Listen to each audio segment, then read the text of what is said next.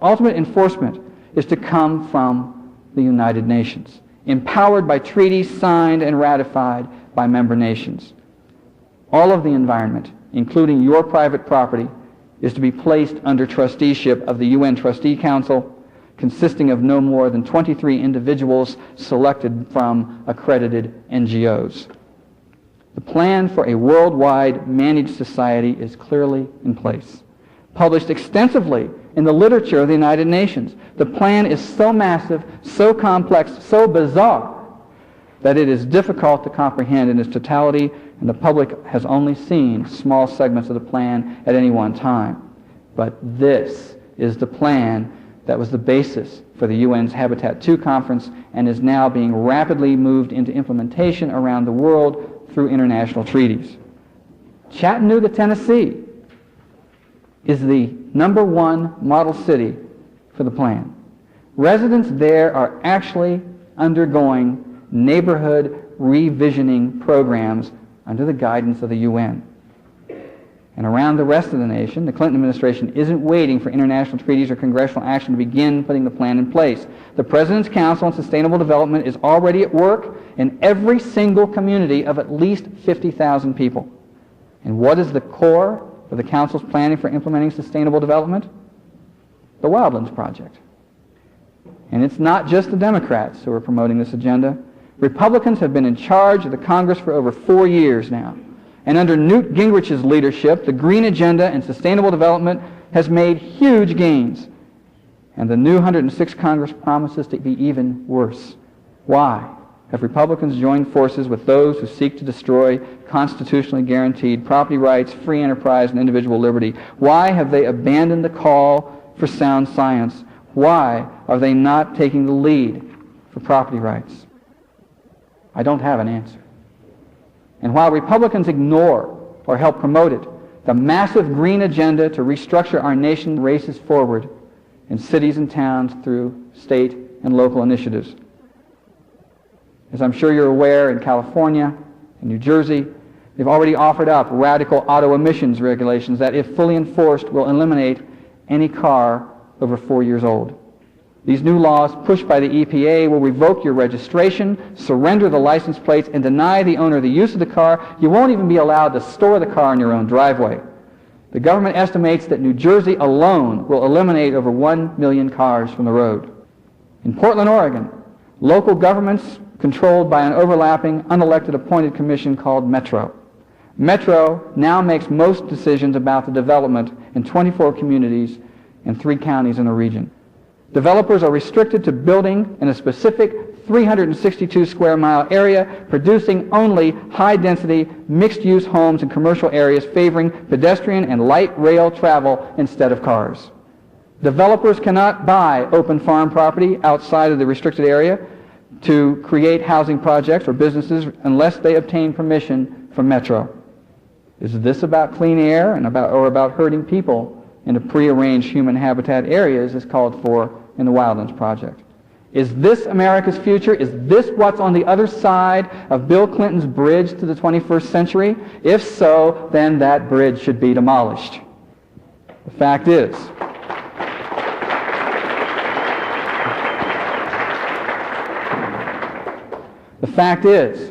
this is the future President Clinton envisions when he talked about his new dawn for America in his State of the Union message. Without question, the idea to turn 50% of America into wilderness, reduce cities to urban clusters, turn back technology, and reduce the population to make the whole idea work is no longer just the ravings of green lunatics like Dave Foreman, Al Gore, or the Unabomber.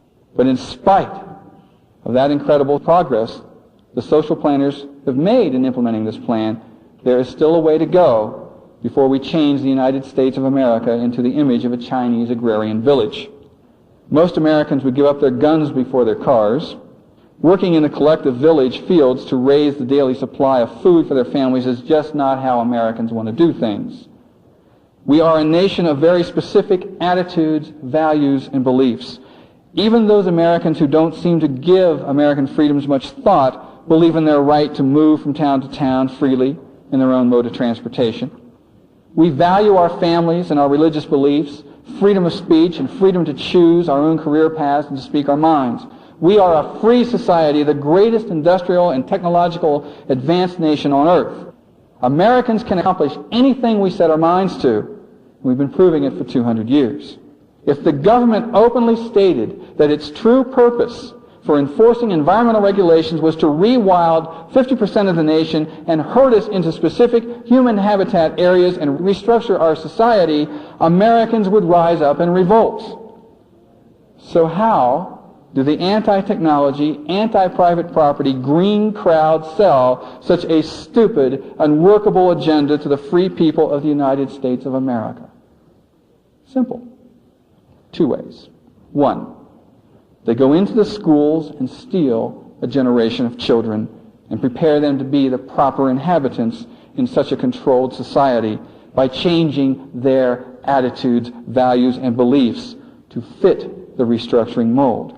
2nd, they invade the Christian church and restructure its message and change the very root of Western culture.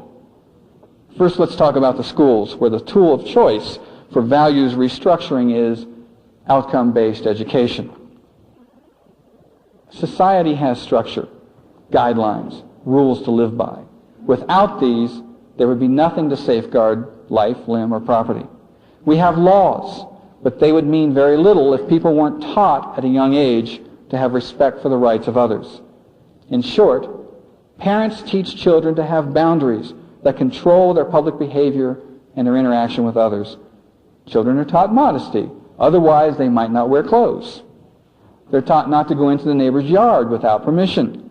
They're taught the rules of games without which they could not be played. They're taught to drive on a certain side of the road, to stop for traffic lights, to watch out for pedestrians. These are common boundaries without which there could be no society. Part of this structuring of our society includes creating a sense of loyalty and pride for family, school, community, state, and nation. If you believe in something, you'll want to defend it and make it the best it can be. Loyalty and pride are major ingredients in the structuring of society. These are attitudes, values, and beliefs.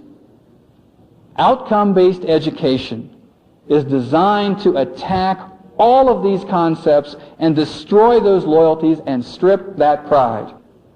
They don't call the new education programs restructuring for nothing. Society is the target. For more than 2 decades, the nation has been involved in education reform that is really nothing more than complete education restructuring. The results are now becoming obvious as our children have steadily become illiterate, unable to read, add or subtract, or reason. These are the results of the process called outcome-based education. OBE is not an educational system or a new teaching method. It is a behavior modification process designed and implemented by psychologists. OBE evaluates each child's attitudes, values, and beliefs and sets out to eliminate and replace them with a new, predetermined set of values carefully constructed by the education establishment. That is, of course, the same education establishment led by the National Education Association and the Department of Education. These institutions, surprise, surprise, are packed with left-wing zealots who promote the same restructuring agenda promoted by Dave Foreman, the Sierra Club, and the United Nations. OBE is an anti-intellectual, highly politicized, psychological process designed to create a society that is accepting of and susceptible to manipulation and control. It has no other purpose, and that is why it is veiled in secrecy and doublespeak. How many of you have noticed your child changing once they begin school? Do they remain the happy-go-lucky youngsters that first entered the schoolhouse, or do they become sullen and frustrated? Have you been told you're not allowed to help with homework? Has your child come home with questionnaires asking for personal family information? Have your children started to scold you for not recycling? Has your child, usually at about the 3rd grade level, suddenly announced they are vegetarians? Have you noticed environmental questions or statements popping up in math tests or language and history textbooks? This is OBE at work, probing and changing your child. OBE is being used to strip search your child for attitudes, values, and beliefs that you have instilled. If you taught them to believe in God or respect their grandparents or love their nation, that must be changed. If you've taught them that they are free, unique individuals who should stand up for their beliefs, then the system considers them to be at risk, in urgent need of help. How does OBE destroy an intelligent mind and turn it into one that mindlessly follows a predetermined course? One step at a time. For instance, here's the process taking place in almost every public school in the nation to ensure every student emerges with the proper environmental attitudes. First, your child is fed a steady stream of pictures and stories of environmental destruction supposedly caused by man. These can come from movies, television, video games, books, classroom discussion, computer simulation, or class projects. Your little boy or girl will see visions of baby seals being beaten and skinned alive, film that has been faked, by the way, forests being mowed down by bulldozers and sludge-filled rivers. Your child will be encouraged to join environmental groups to work alongside these radicals as they fight man's destruction of the environment. These projects will help your child fulfill the good citizen requirements for graduation. Your child will be given textbooks and class curriculum that will speak of Earth only as a fragile victim of man's development. He will be taught that the Earth is his mother from which all good derives. All aspects of the curriculum, including math and literature, reinforce the message. Here's an example of a problem from a 4th grade math book called Quest 2000. Quote, Mindy read that a typical goldfish lives for 6 years. Mindy has a goldfish 6 years old. Should Mindy continue to buy goldfish? Explain your thinking. Representatives of groups like the Sierra Club and People for the Ethical Treatment of Animals, PETA, are brought into the classroom for days on end to talk to the children and indoctrinate them. Remember, the whole purpose of the education exercise is to attack and change the child's attitudes, values, and beliefs. To assure that the process is working, that children are constantly given evaluation tests, not to determine what they've learned academically, but to make sure they are developing the proper attitudes. If a child shows resistance or isn't progressing fast enough, special courses or even personalized computer programs are developed.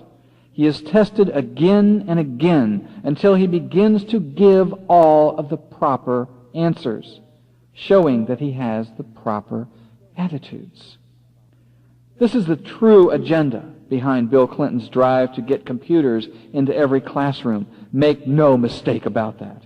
And after 12 years, your child will certainly have all of the proper environmental attitudes, unable to think or reason for himself, ready to accept and support whatever message the government hands down. In other words, your child has become the perfect anti-property, anti-technology, anti-industry, unquestioning, simple-minded idiot. The OBE system is not education. It is mind control from womb to tomb. And the indoctrination process is taking its toll. Children have been known to break into tears when meat is served for dinner because they've been assaulted by PETA in the classroom, told not to eat their friend, the animal. One 6-year-old girl refused to sleep in a beautiful old 4-poster bed inherited from her grandmother. When asked why, sobbing, she told her mother, because they had to kill trees to make it. Another young boy compared lumberjacks to rapists and murderers. Is it any wonder that children who have been told there is no right or wrong don't hesitate to take up a gun and shoot their fellow classmate? Are you surprised that such an atmosphere has become the breeding ground for violence?